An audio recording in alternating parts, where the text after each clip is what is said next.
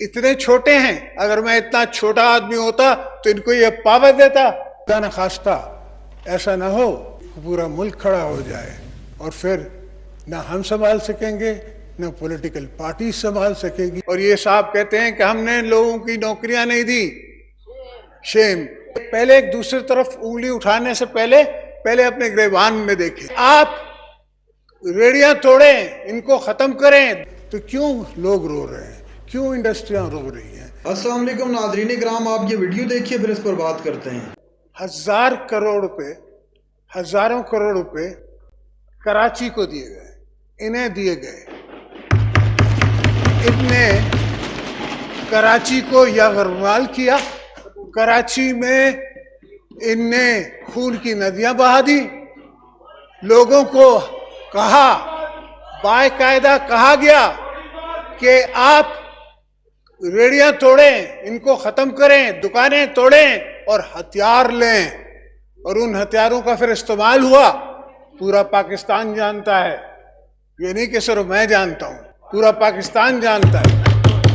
اور ان نے کسی کو یہ کیا بات کرتے ہیں کہ ہم اتنے چھوٹے ہیں، اگر میں اتنا چھوٹا آدمی ہوتا تو ان کو یہ پاور دیتا؟ اس پارلیمنٹ کو کس نے پاور دیا؟ میں نے دیا۔ ورنہ ان نے ڈیمانڈ بھی نہیں کی تھی، پارلیمنٹ نے ڈیمانڈ بھی نہیں کی تھی کہ پریزیڈنشل پاورز دیے جائیں پارلیمنٹ کو، 18th امینڈمنٹ دی جائے، پارلیمنٹ کو ختم کرنے کی پاور مجھ سے لی جائے۔ میں نے خود دیا، میں نے خود بلا کے رضا ربانی کو دیا، اور آج یہ پارلیمنٹ مجھے بلانے کے لیے تیار نہیں ہے، اور یہ صاحب کہتے ہیں کہ ہم نے لوگوں کی نوکریاں نہیں دی۔ شیم۔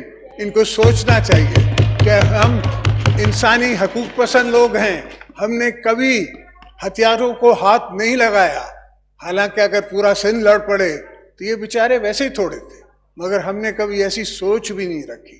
یہ ہماری سوچ نہیں ہے، یہ کسی اور سوچ رکھنے والوں کی سوچ ہے، اور ہمیں پتہ ہے کہ انہیں کس نے بنایا، کیوں بنایا، کس واسطے بنایا۔ اب جب ان نے ان کو یتیم چھوڑ دیا ہے تو اب یہ شور ڈال رہے ہیں کسی نہ کسی طریقے سے۔ تو ان فاضل دوست کو میں بتانا چاہوں گا کہ پہلے ایک دوسری طرف انگلی اٹھانے سے پہلے اپنے گریبان میں دیکھیں، یہ دیکھیں کہ آپ نے کیا نہیں کیا، کیا نہیں کیا۔ میں نام نہیں لوں گا اس لیے کہ پھر وہ ان کی جو بات کرنے کا انداز ہے اور ان کو جو کمانڈ ہے اردو پہ، اس کو میں شاید نہ پہنچ سکوں۔ کہ ہم جس دور میں آئے تو پورا 10 سال کا دور تھا مشرف کا، مگر ہم نے، مجھے پتا تھا اب میرے پکڑنے سے پارٹی کو فرق نہیں پڑتا، پاکستان پیپلز پارٹی اور مضبوط ہوتی ہے، مگر عام عوام، یہ سوچنے کی بات ہے، سمجھنے کی بات ہے۔ ان کو سوچنا چاہیے، سمجھنا چاہیے، اور جو طاقتیں ان کو لے کے آئی ہیں ان کو بھی سوچنا چاہیے کہ اگر ایسا نہ ہو، خدا نہ خواستہ ایسا نہ ہو، ایک پوری عوام کھڑی ہو جائے، پورا ملک کھڑا ہو جائے، اور پھر نہ ہم سنبھال سکیں گے نہ پولیٹیکل پارٹی سنبھال سکے گی نہ کوئی اور سنبھال سکے گا۔ جب وہ حالات ہوئے یا وہ عالم ہوا جو ہمیں نظر آ رہا ہے، ان کو نظر نہیں آ رہا، مجھے نظر آ رہا ہے کہ یہ ہو سکتا ہے، ایسا ہو سکتا ہے کہ کل کو پولیٹیکل پارٹیز کے ہاتھ سے بھی یہ بال نکل جائے، پولیٹیکل فورسز سے بھی یہ گیم نکل جائے، اور پھر آپ دیکھ رہے ہیں کہ دنیا میں کیا نہیں ہوا ہے۔ آج اسمبلی میں آ کے پرانی یادیں تازہ ہو رہی ہیں، میں پہلے بھی جیل سے آتا رہا ہوں اسمبلی میں، تو یہ ہمارے لیے۔ اب میں آ جاتا ہوں سر بجٹ پہ۔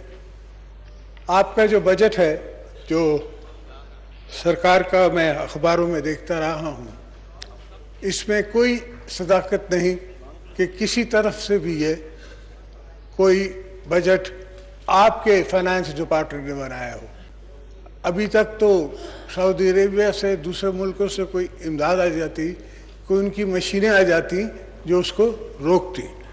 اور سر آ جائیے، ہر انڈسٹری جو ہے، ان کے اتنے بڑے بڑے ایڈز آ رہے ہیں کہ ہمیں بچاؤ، ہمیں بچاؤ، ہمیں بچاؤ۔ تو کیا ماجرا ہے؟ کہ اگر اتنا اچھا بجٹ ہے، اتنا ایکسپیکٹڈ بجٹ ہے، اتنے اس میں IMF کے جو ہمیں پیسے مل رہے ہیں، تو کیوں لوگ رو رہے ہیں، کیوں انڈسٹریاں رو رہی ہیں، کیوں غریب رو رہا ہے؟ خائیں بڑھائی ہیں، ان کے ساتھ ساتھ اس پہ ٹیکس بھی لگا دیا ہے۔ اب ٹیکس جب لگتا ہے تو اتنی تنخواہ اس کو کم ہم وصول کر رہے ہیں جو پہلے ٹیکس دینے والے ہیں، اور باقی ہم نے ایٹماسفیئر ایسا کریٹ کیا ہوا جہاں سے میں آ رہا ہوں، ان کے پاس ایسا ایٹماسفیئر کریٹڈ ہے، اتنا خوف ہے انڈسٹریلسٹ کو، اتنا خوف ہے عام بزنس مین کو کہ وہ کسی چیز میں ہاتھ ڈالنے کے لیے تیار ہی نہیں ہے، کوئی دھندا کرنے کے لیے تیار ہی نہیں ہے۔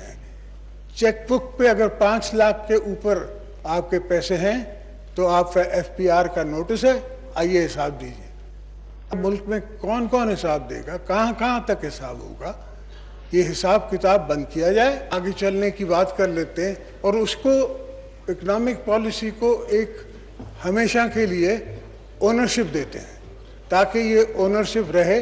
آج کوئی اور ہے، کل کوئی اور ہوگا، یہ تو سلسلہ جمہوریت کا چلتا رہتا ہے، کبھی نان کمپلائنٹ ڈیموکریسی ہے، کبھی کمپلائنٹ ڈیموکریسی ہے، بہرحال وہ چلتا رہتا ہے۔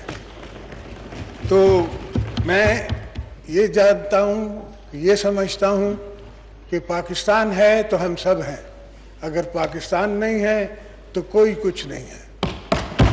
اور خاص کر کے پیپلز پارٹی کے لیے جس نے ہم نے اپنی جانوں کا نذرانہ دیا ہے، بھٹو صاحب کی شہادت، بی بی صاحبہ کی شہادت، اس پہ میں نے کھڑے ہو کے کہا کہ نہیں پاکستان، تب بھی میں نے 13 سال کی عقوبتیں صحیح تھیں جیلوں میں، مگر اس سے کوئی فرق نہیں پڑتا۔ انسان انڈیویجول ہے، انڈیویجول کی کوئی کیپیسٹی نہیں ہے، چیز تو ملک ہے، اگر ملک ہے تو سب ہے، اگر ملک نہیں تو کچھ نہیں۔ ناظرین اکرام، آپ نے ویڈیو دیکھی صدر آصف علی زرداری کا انتہائی فکر انگیز قسم کا اور تاریخی خطاب قومی اسمبلی کے اندر۔ آصف زرداری نے کھل کر کہا کہ میں نے اپنی پاور کو کم کیا، 18ویں ترمیم کے بعد میں نے پارلیمنٹ کو اختیارات دیے، اگر میں بدنیتی ہوتی مجھ میں، اگر میں اپنا بھلا سوچتا تو میں یہ کبھی بھی نہ کرتا۔ میں نے پارلیمنٹ کی بہتری سوچی، اس ملک کی بہتری سوچی، لیکن بدلے میں مجھے کیا ملا؟ ناظرین اکرام، آصف علی زرداری کا کہنا تھا کہ ان لوگوں کو میں اب کیا کہہ سکتا ہوں، ان کو شرم آنی چاہیے۔ پارلیمنٹ کے فلور پر انتہائی غصے میں تھے اور کہا کہ اب میں اس سے آگے اور کیا بات کروں، میں نام بھی لینا نہیں چاہتا، ہم نے ہی آپ کو پاور دی اور آپ ہمارے ہی گلے پڑ رہے ہیں۔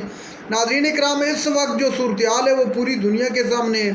پاکستان پیپلز پارٹی اس وقت مسلم لیگ نون کے ساتھ حکومت میں شامل ہے۔ شامل اس سینس میں ہے کہ حکومت کے ساتھ بیٹھی ہوئی ہے، اگرچہ انہوں نے کوئی بھی نشست نہیں لی قومی اسمبلی کی، لیکن آئینی عہدے انہوں نے، جیسے پریزیڈنٹ کا عہدہ ہو گیا، اسپیکر کا عہدہ ہو گیا، ڈپٹی اسپیکر کا، اور اسی طرح سینٹ کا، اس طرح کے بہت سارے عہدے ساتھ لیے ہیں پاکستان پیپلز پارٹی نے۔ اور دوسری طرف پاکستان پیپلز پارٹی یہ بھی کہتی ہے کہ حکومت ہماری نہیں، نون لیگ کی ہے۔